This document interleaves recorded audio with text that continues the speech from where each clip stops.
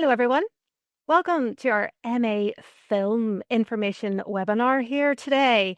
Um, my name is Claire Gallagher. I'm a recruitment officer here at Queen's University, and I'm really pleased to be joined here today with Dr. Alexander Fisher, who is the current acting program director here for MA Film, and also Dr. Michael Holly, who is a lecturer in film practice here at Queen's University.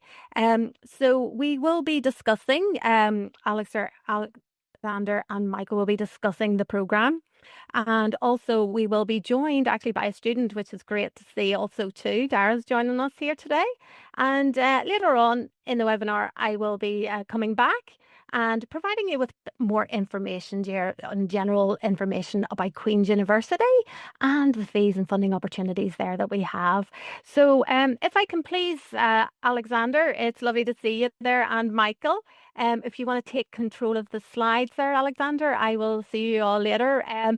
We will be doing a Q&A, some questions afterwards, but also during the presentation, if you want to, we will typing anything into the chat function at the top. So please put your questions into the chat and we will be answering them in the Q&A later. Okay, thank you, Alexander. Thanks so much, Claire, and thanks everyone for coming along to this webinar today. I do hope you're all doing well wherever you are in the world and whatever time of day it is. I'm going to start by giving a brief introduction to the MA film program. Then I'm going to summarize some of the various modules that we offer before handing over to Michael, who's going to talk to you a bit about the facilities that we offer here at Queen's. And then we're also going to hear from one of our current students as well. I should start by saying that I'm the acting MA convener. At the moment, I'm standing in for my colleague, Dr. Helen Haswell, who's currently on leave. So if you do join the program, it will be Helen overseeing the program by then, rather than myself. So I'm just going to start with an overview and really give a sense of the aims and objectives of the program. So on the slide there, you see that we say that the MA Film is a challenging program that combines critical and creative approaches to film and screen. And that's really the heart of our approach. It's particularly challenging as a program because our students tackle both of those areas. So you'll be looking at both the critical aspects of film, that is talking, thinking and writing about film, and also the creative aspects, which is film and screen production. And really the module is structured in a way that enables students to explore several critical and creative areas and then specialize in one for either a dissertation or a major creative project or an industry placement project. Many of our students decide to specialize in a dissertation, which is a more orthodox scholarly document, a 15,000 word research dissertation. Many of them decide to specialize in a major creative project, and that can either be a screenplay or a film or screen production. And then coming on stream next year is the option to do an industry placement project. And if that looks new to you, our systems at QUB mean that that hasn't fed through onto Course Finder just yet, but that will be on stream next year. Every year we offer screenwriting and fiction and non-fiction filmmaking modules, as well as experimental filmmaking modules.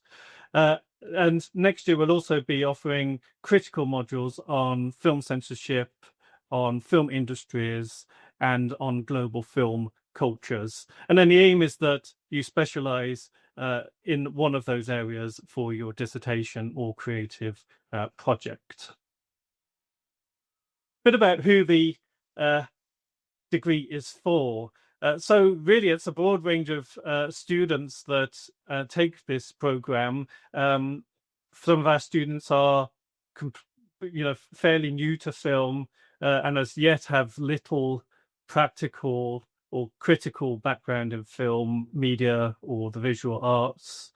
And that runs all the way to students who are more experienced filmmakers and film graduates who are looking to enrich their conceptual and creative practices through postgraduate study.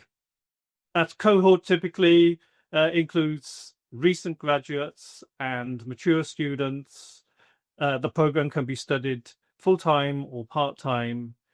And ultimately, the MA is aiming to produce graduates with specialized and transferable skills in research processes and film and screen production.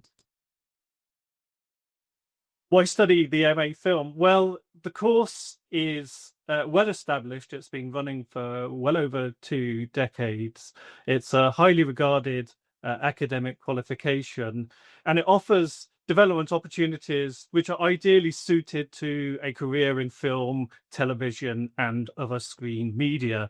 And built into the degree are a number of development opportunities that are appropriate for those intending to move into or already employed in education, research, the wider creative industries sector, or graduate careers in general.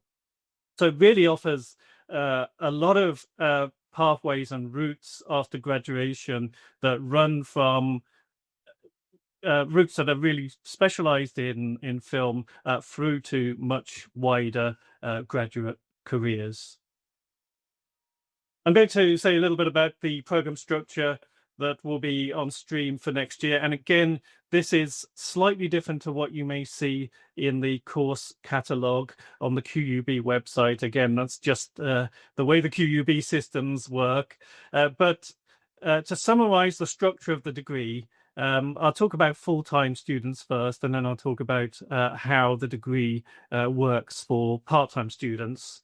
So for full-time students, you would take the core module in semester 1, which is called Research Skills in Film and Screen, plus 2 further optional modules in semester 1. And then in semester 2, you would take 3 optional modules. So you can see the modules that are available there. So the optional modules in semester 1 are a short film project, which is a creative practice module, screenwriting, which is another creative practice module, and then global film cultures, which is a critical module. In semester 2, we have non-fiction film practice, which is a creative practice module, avant-garde and experimental filmmaking, which is another creative practice module. Then we have European film industries and digital cultures, which is a critical module, and cinema, regulation and audiences, which is another critical module. And then during the summer, students undertake the dissertation or the major creative project or the screen industry placement project. And just a note at the end there that out of the critical modules, we do say that students can choose a maximum of 3. Sorry, correction. Out of the creative practice modules, we do say that students can choose a maximum of 3 of those creative practice modules. And that's to keep the program balanced, really, so that students are being exposed to both kind of critical thinking about film and creative practice. I'll say a bit about part-time study for the degree. So part-time students may complete the MA film degree in 2 or 3 years.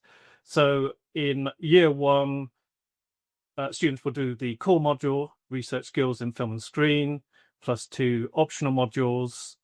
In year 2, students will then take 3 optional modules.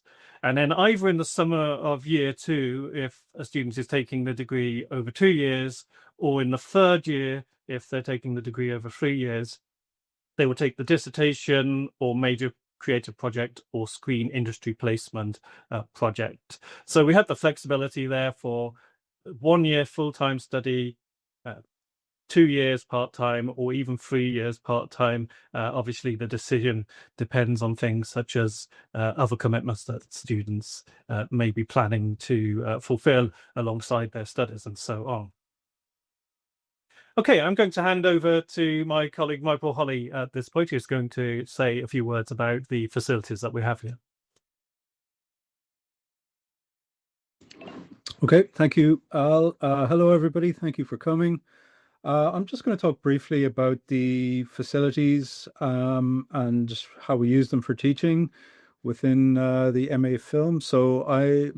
I'm a lecturer in film practice. So I'm one of the lecturers who specialize in doing practical modules, and along with several other colleagues and our technicians. So we've got good camera and other facilities that we use. I'm just going to talk you through the basics.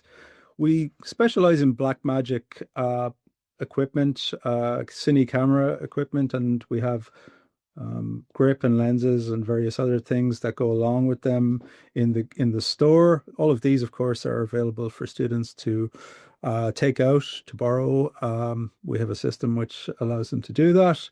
And we manage that within modules usually. So, for example, I'll mention the research skills in film and screen media.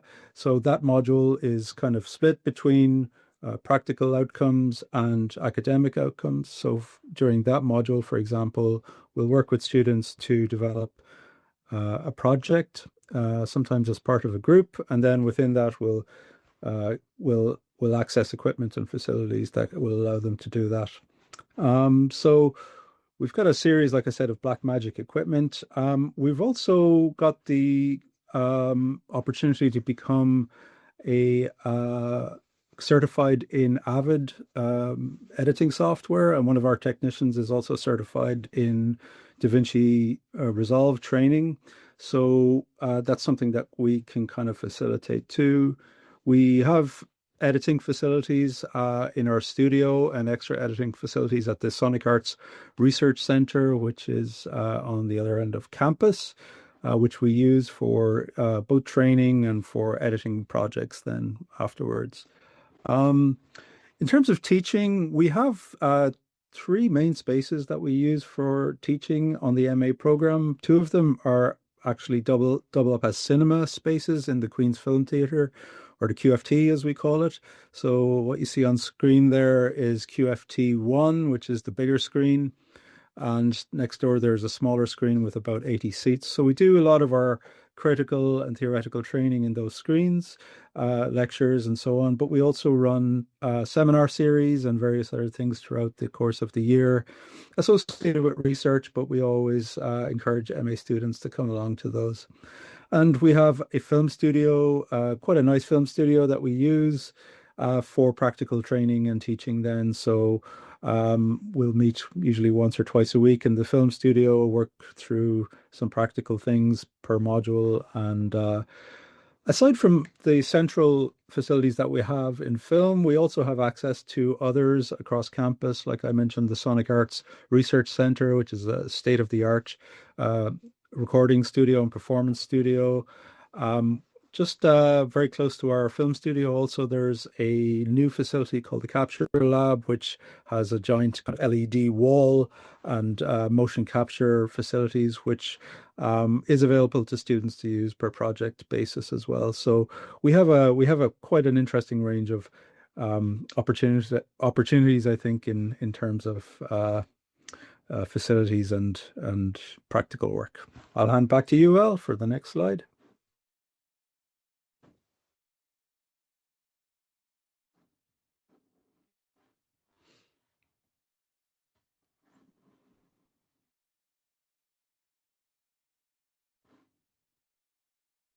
You're on mute there, El, I think. There you go. Was going to happen to someone at some point. So I'm just going to say a bit about the industry engagement that we have and the industry links that we have here at Queen's. So we maintain strong contacts with the local industry, and we facilitate regular workshops with visiting professional filmmakers and producers. For example, in the past, we've had Kristen Morrow, who is the short film executive at NI Screen. She came in to run a workshop. We've had Brendan Mullen, producer of Bad Day in the Cut and QUB Film alum. Brendan comes in most years and talks about becoming a producer and the opportunities for film production in the region. We've had Joey Floyd, who's the DOP of the acclaimed Notes on Blindness. Joey has visited to run workshops on documentary film practices for us. We've previously held a webinar series on careers in broadcasting, and Julia Forbes from the BBC was a contributor to that. Last year, we held an Industry Insights Forum, and contributors included Ursula de Vering, who's the lead on independent film at BBC Northern Ireland, and Mark McNally, who is the award-winning screenwriter and another QUB film alum who wrote the screenplay with Terry Lone for the acclaimed feature In the Land of Saints and Sinners. We also collaborate with Screen Skills, which is the industry body for screen production training. And we recently ran a Film Careers Day with Screen Skills, which received really positive feedback from students. We also have the partnership with the Digital Film Archive at Northern Ireland Screen. Michael, did you want to say any more about that, as I know you've been working on that? Yeah, briefly, we have just kind of started working with the archivist and the education outreach people at Northern Ireland Screen. So it happens across in kind of different strands. So one of them would be basically the NI Screen have opened their archive for students to use. So it's an enormous archive of television and film archive dating back over 60 years. And they're actually very much on hand with help on how to use that material, as well as kind of guidance on general use of archive material in terms of ethics and fair use and so on. But also they've offered, as part of that, we're going to be doing, for example, a screening program in June of some student material as part of the Docs Ireland Film Festival that has been using archive. And we are working on student placements and potential other kind of post-study engagement with NI Screen Archive as well. So, yeah. Thanks, Michael. So I'm going to say a bit about our student and alumni success stories that we've had recently. So we've had significant success with students having their work showcased on the BBC streaming series 2 Minute Masterpiece. So you may have already encountered some of our graduates' work through that. We've had students go on to have great success at film festivals as well, both with films produced on the MA film program and films that they produced afterwards. So, for example, a couple of years back, we had a student whose MA project film was screened at film festivals in New Mexico, Bolivia, India, and then at the Cannes Film Festival as well. We've had a lot of success. Our students have had a lot of success at the Royal Television Society Student Awards, the RTS Awards. In particular, Sean Murray's Ratched City won the Best Cinematography Award at that a few years ago. And of course, 7 of our film graduates worked on the Oscar-winning short film An Irish Goodbye. Some of them were graduates from our BA, some of them from our MA, and some of them were graduates from both. So we have Oscar success as well. So at this point, I was going to hand over to one of our current students, Dara, who is the student course representative, but I know she's having some technical problems at the moment. Dara, were you able to resolve those? Yes, I see you on the screen. Fantastic. I think now, like, you can hear me. I think now it is fine. Like, yes, we can hear you. Yeah, can hear you. Okay, because I have a problem with the camera and the microphone, but I think now a terrible problem for a 50 student, but okay. Well, hello everyone. My name is Dara Oliver. Like say, one of the film students here at Queen's. So one day asked me like to say something about the course. Like I had to make some notes because I have so many good things to say. I'm having such a great experience here.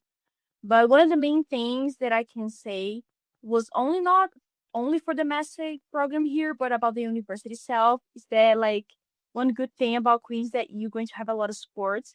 Like the university is here to help you achieve your goals. So if you are an international student like me, I'm from Brazil, so I came a long way.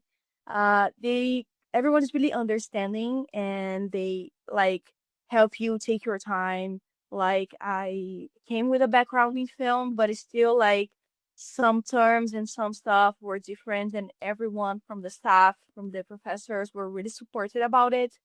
And not only for international students, like when I was talking for some colleagues of mine that they were having some difficulty of like concentrating or writing some stuff, they got in touch with the diversity council here, and now everyone's being helped. So if you need help, you can ask, and you're going to get help. Everyone really understand about that, which for me I think is great. And I think it's a very important thing to say, especially in these crazy times that we are, that like I feel that Queen's a very safe environment for students. So I think was the main thing that came to my head when I was like preparing for everything. Um, I think like in terms of the program, like it was said, but I think it's nice to review again, is that like you're going to have a well balanced program. So you're going to have theory, you're going to have practice. So you're going to have like seminars, teaching theory, you're going to watch filming classes, you're going to have debates about the films, and you're also going to have workshops and tutorial. So you have a pretty wide range. So if you want to leave like for a more academic thing, like your writing skills can come out like sharp, or if you want to learn more about equipment and be more comfortable in a film set, you're also going to have the opportunity.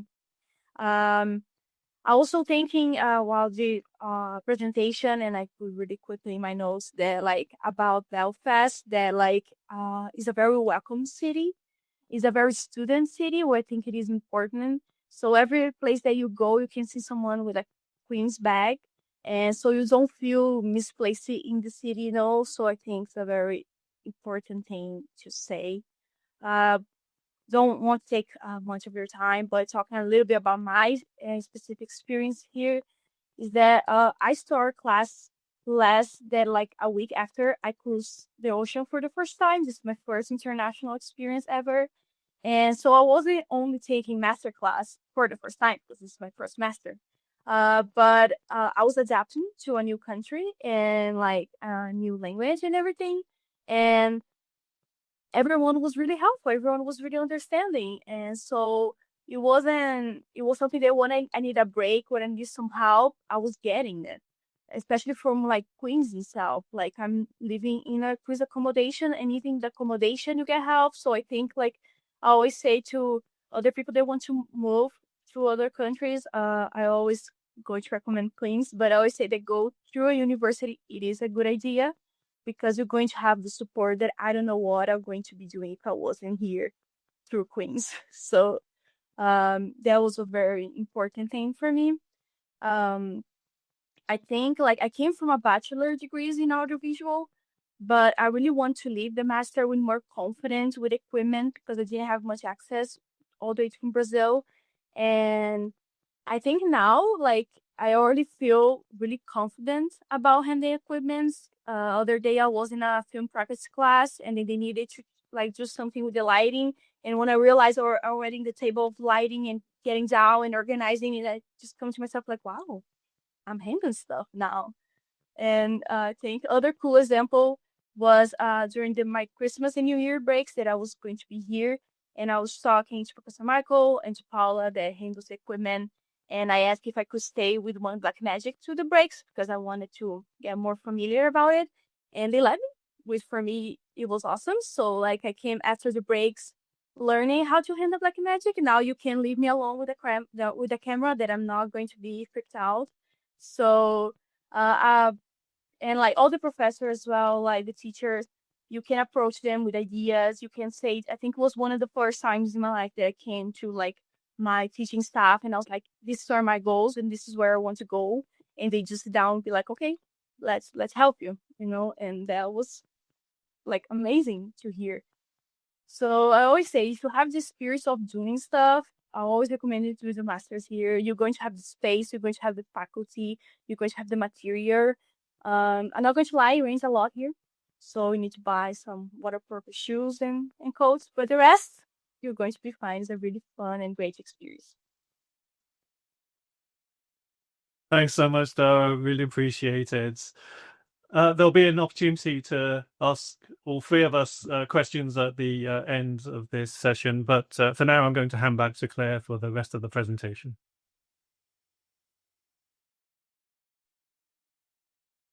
That's great. Thank you so much, Alexander, Michael, and Dara. It's great to hear from you all. So, yes, what I'm just going to provide you with is a bit more information there, with regards to Queen's University in general. And we're going to just start here with the entry criteria. So it's normally it's a strong 2-2 honours degree or equivalent qualification acceptable here to the university. A degree below 2-2 honours or equivalent. Now, it may be considered if the applicant can demonstrate that recent professional exhibition experience in filmmaking, photography, or video arts. So, if you don't hit the 2-2, you know there is an opportunity there for consideration.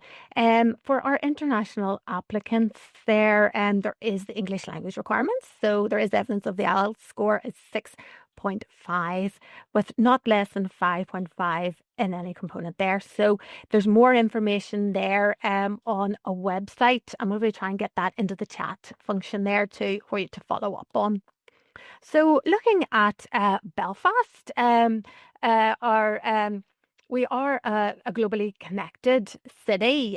Geographically, we're actually on the island of Ireland, if nobody's too familiar there. But politically and economically, we are part of the UK. So we're about 90 minutes there from Dublin. You can get the bus to the train or drive down in the car. There is but we actually have two airports here in Belfast, also Belfast City Airport, Belfast International Airport too. So it provides you with great links there to the UK and to Europe and beyond, you know, when you're studying here at Queen's. So we have a small population of Northern Ireland. It's 1.8 million here, and in the Greater Belfast population, you're roughly about 650,000. So, as I say, it's a very intimate city, but we've got a lot happening here too in Belfast. But looking at Queen's, this is our lovely quad area there.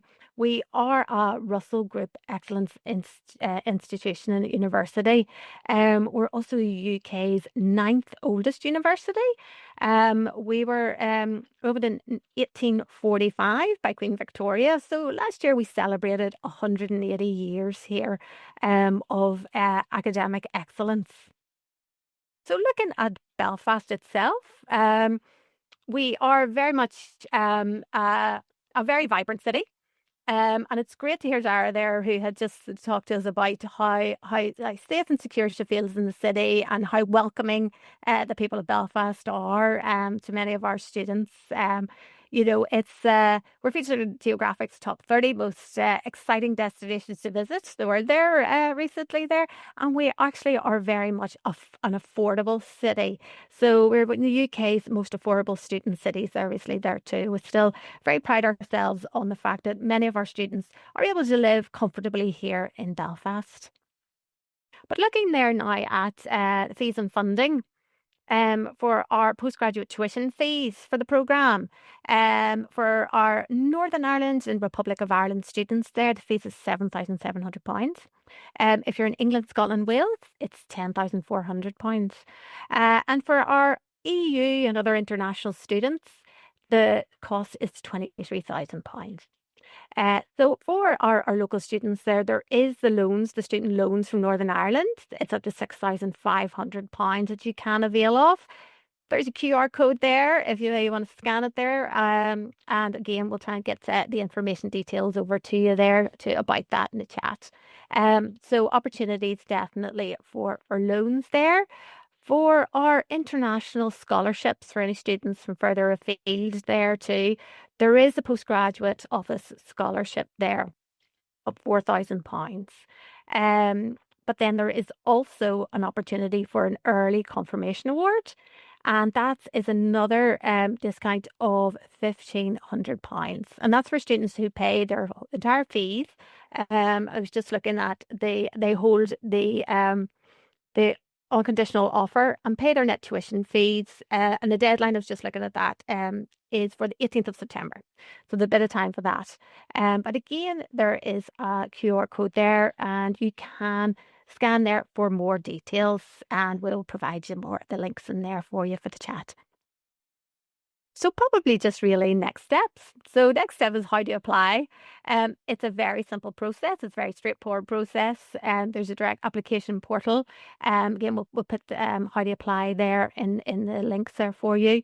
You upload all your transcripts and your details and everything there to, we'll go through to our admissions office, who will just assess and get back to you there. And it's a very quick and easy process. So really, primarily, that's the details there of the programme and about Queen's itself there too. So really what I would love to do is invite Alexander, Michael and Dara here too, if you want to maybe put your cameras on, and we will maybe take some questions here. And I'm delighted, actually, I think there's a few already has come into the chat while we were on here doing the presentation. So maybe if I can start here, and if anybody wants to jump in here or there on this visit. So Lisa, thank you so much for your question here. Is how in depth are the MA modules compared to the undergrad modules? Like, how often are classes held each week? So 2 questions there. If maybe Alexander or Michael, would you like to maybe get back there? Yeah, so if I say a bit about the critical modules, then Michael, you might want to elaborate a bit on the practical modules.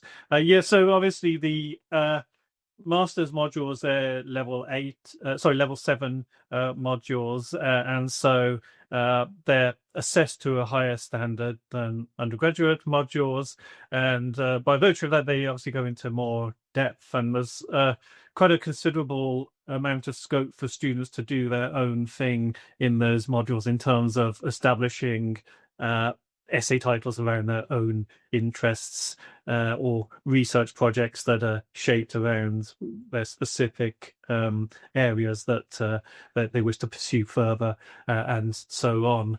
So yes, it's difficult to put a number on it in terms of how much harder they are or anything concrete, but these are modules that go into more depth and more detail than undergraduate modules. In terms of the classes,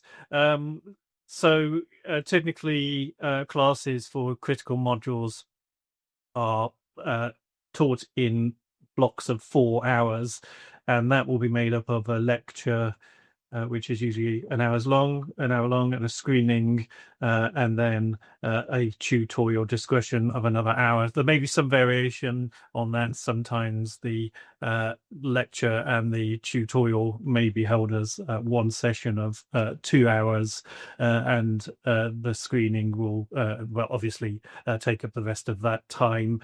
The lectures within master's modules tend to be not the orthodox lectures that you might find at undergraduate level. Instead, they tend to be a bit more interactive and so on. And there tends to be more expectation for student involvement. So students will be expected to do presentations more than they would have been at undergraduate level. Michael, do you want to chip in about the practice modules? Yeah, thanks.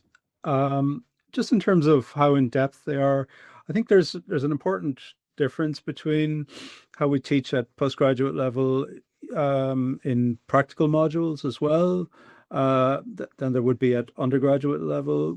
Well, we feel like undergraduate level, you are kind of developing skills and also critical faculties and reflective capacities and so on your practical work. One thing we kind of emphasize at postgraduate level is really using those critical faculties to develop your creative abilities and to use those critical faculties to kind of really bolster and make your work richer and kind of more meaningful.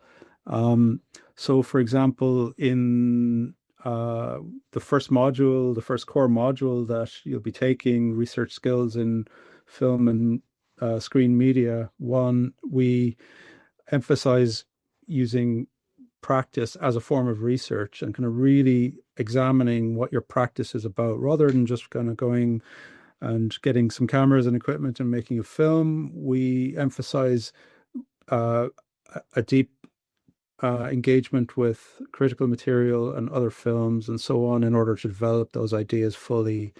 And then we, like Al said, we also emphasize the importance of being able to discuss that in an open forum and with other students as well. So it is quite it's similar, but we feel like it's far more kind of rigorous in terms of the research end of it, for sure. Just to add to that, the structure of the MA is designed in such a way that it moves from quite close teaching through to independent research.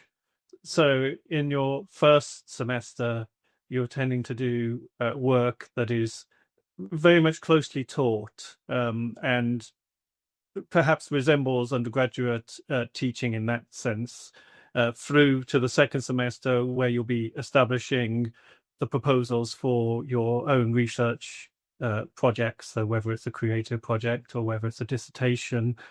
And so you're working from that kind of being closely taught to being an independent thinker and writer and researcher and so on, through to the summer dissertation project or creative project, which is really you and your supervisor, and by which point you've hopefully developed the skills to be undertaking an independent project. So the design of the masters is structured in such a way that it takes you from a kind of closely taught format through to an independent research format.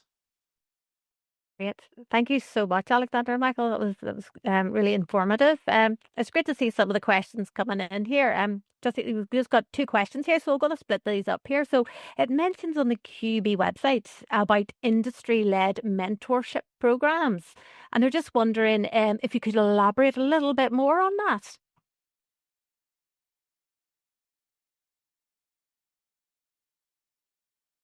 Michael, would you like to take this one? Are you familiar with this one? I'm not sure exactly where on the website that is, but yeah, I guess like we talked about kind of industry engagement to some extent already, but we do kind of offer opportunities like that. One of the dissertation options in the coming year, next year, will be an industry placement option. So rather than producing a creative output, a film or a written dissertation, you'll have the option to engage with industry partner instead. So and you will have to kind of develop a portfolio and write about your experience there for the submission.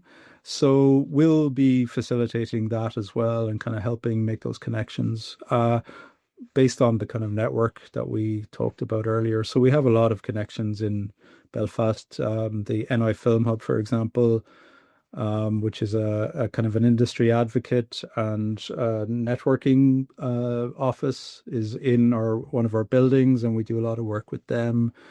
Northern Ireland Screen and other agencies like that as well. So, but that dissertation option would be kind of tailored by you, but we then facilitate and help make those connections. That's great. Thanks, Michael. And the second question there is about opportunities for TA jobs. At their previous university, they were TA, and just we'd love to hear if possible.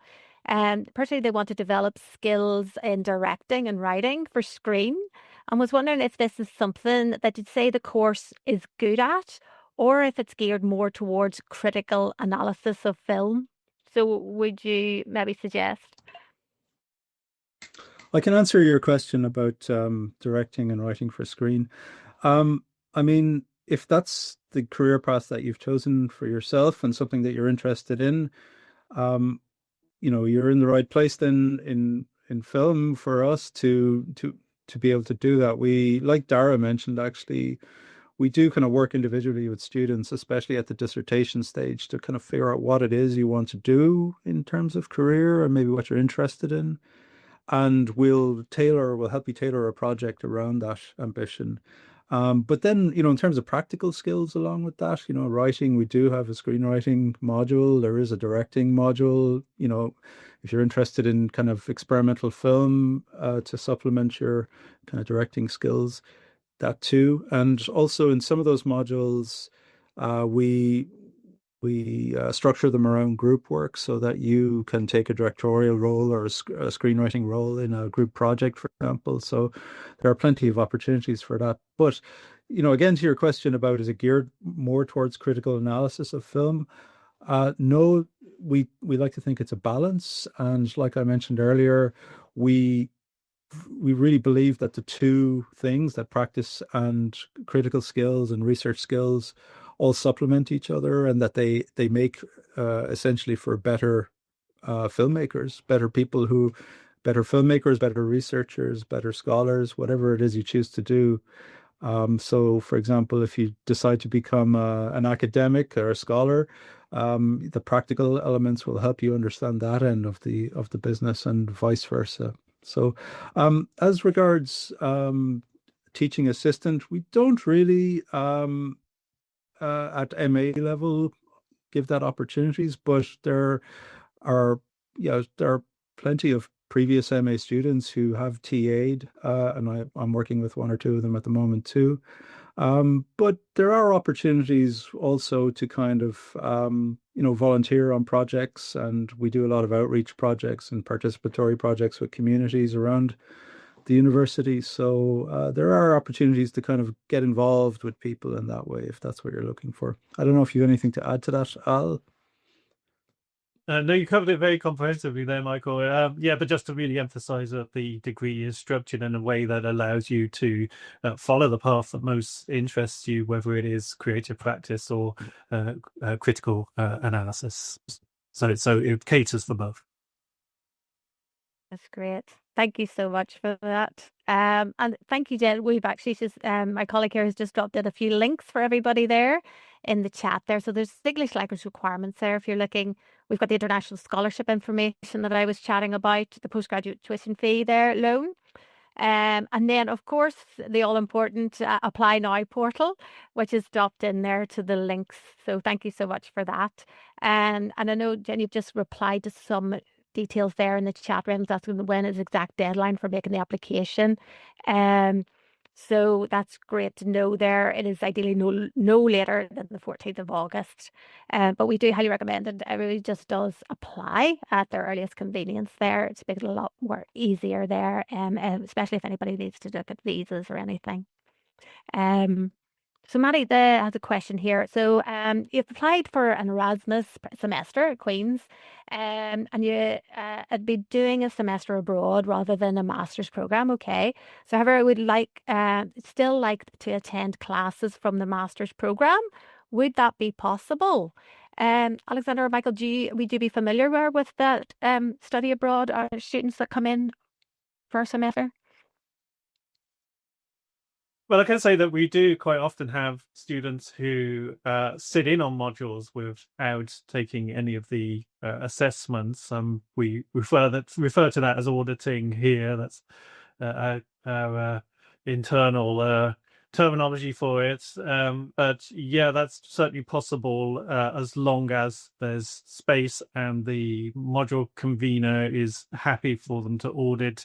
It becomes a bit more complicated in the case of practical modules because we're into issues around health and safety and use of equipment and being trained for all of that, and then also the availability of equipment and so on. I don't know, Michael, if you'd like to say a little bit about the possibilities for auditing practical modules, whether there's any scope for that. To be honest, the modules are quite structured. So we work on projects throughout the modules. So, I mean, I think the option is there to audit it if that's something you'd like to do, but it would have to be kind of a full engagement with the module. It's not like it's dropping in on lectures, because we work from beginning to end usually on kind of projects. So it's it's a whole module with kind of engagement and commitment. But I think we'd be open to it if it was appropriate and the case was right. Yeah. I mean, the key thing is having a discussion with the module convener and seeing what the expectations, what your own expectations are, and what the module convener's expectations would be, and so on. That's great. Thank you so much. And there's just a follow-up question from that. There is also, are the course offerings for the winter and spring semester equally diverse, or are there more courses offered in semester one than the other? So it actually gets a bit more diverse in semester two because we don't have the core research methods in semester two. Now, if you're looking at the course catalog in the QUB website, the course finder, you'll probably see there's a research methods 2 in semester 2, which we are suspending that module because it opens up more flexibility for students. So we decided to consolidate the research skills work to the semester 1 modules and open up more flexibility in semester 2. So it's actually a little bit more flexible in semester 2 versus semester 1. That's great. Thank you so much, Alexander there. So somebody's question was, just checking to see where we are now on the questions here. So this question, Justina asking us, how long do we have to make a decision on the application? And thank you so much, Jen, for dropping that in. So we do recommend to reply to your offer as soon as possible. As mentioned, there no more than 14 days from the date of the offer letter. So it's just to ensure there that you get your offer in and you're accepting it there too. So there's a bit of information there for you there in the chat. Thank you so much. So just say thank you, Michael. That was very helpful. So another one there for you. So Misha is asking, is major creative project and screen industry placement project, is that part of the dissertation? Yep, there's 3 options for the summer project. So we tend to just refer to them all as dissertation for convenience, but actually there's 3 possible options for that. You can do an orthodox dissertation of 15,000 words. That's an orthodox research work.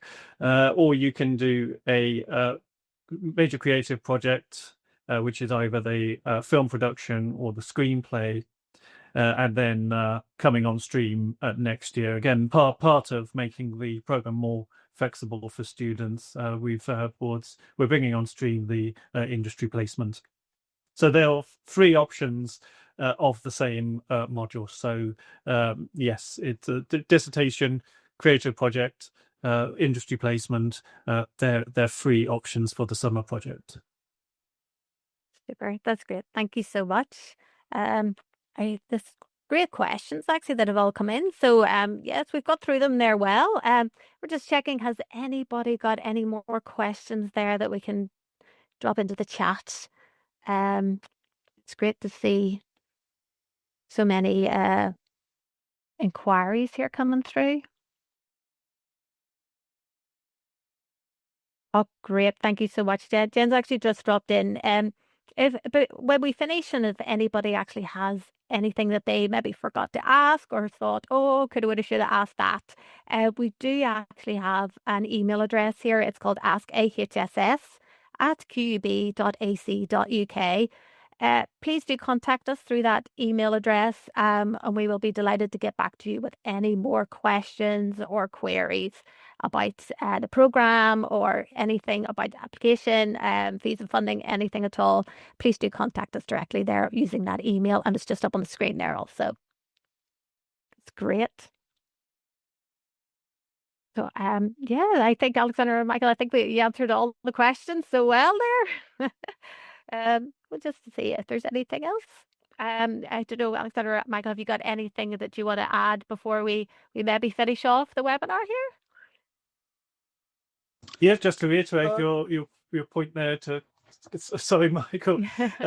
Just to reiterate your point there to do get in touch if you have any further questions. We're more than happy to help. Great. Yeah. Ditto. Thanks, Michael. That's super. Yeah. Yeah, I don't think there's any more questions coming in. So fantastic. As I say, everyone, please do follow up if you do have anything later on the email address there. But I'm absolutely delighted and thank you all so much for joining us today. Thank you so much to Alexander, Michael, and absolutely to Dara to come on and provide that sort of student insight because it's great to actually have that experience. Thank you all so much. So thank you, Alexander and Michael. I'll see you again soon. And to everybody else, have a great day. And yes, hopefully we will see you soon at Queen's University. All the best, everybody. Bye.